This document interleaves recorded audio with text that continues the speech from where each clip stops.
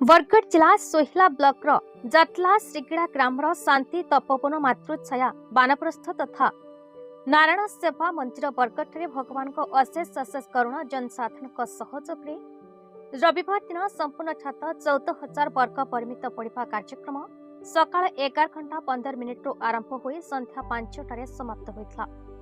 कार्यक्रम में कुशली अणकुशली 140 जन श्रमिक काम करुवा बेले 1100 बस्ता सीमेंट गेटी 44,000 वर्ग फुट और बाली 40,000 वर्ग फुट 5टी लिफ्ट यंत्र व्यवहार होइछे।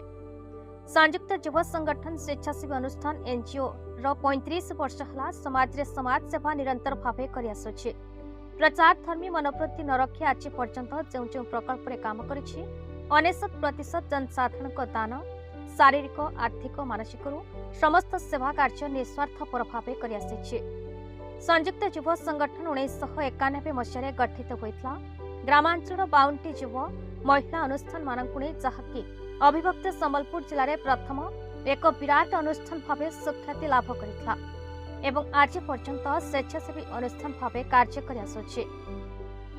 गत 1994 मसीह स्थापित शांति तपोवन आश्रम और मातृछाया पुणी समाज आवश्यकता दृष्टि 2010 मसीह बानप्रस्थ जोड़ी हो जाए।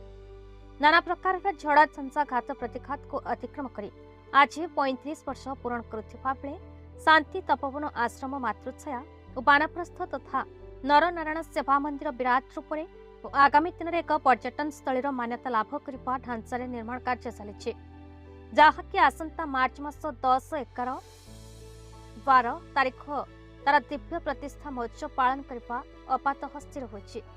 या ओडिशार स्वेच्छासेवी अनुष्ठान मानक पई गर्व और गौरव हेबा सह संयुक्त युव संगठन रही कीर्तिटी आसंता वंशधर पई शिक्षा जगाइब। ए अवसर में मातृछाया बानप्रस्थर अंत्यवासिनी माने कीर्तन करथिले। 115 जन निर्माण श्रमिक मानकु आश्रमर मुख्य और आश्रम समिति सभ्य वृंद कंबल बंटन करथिले।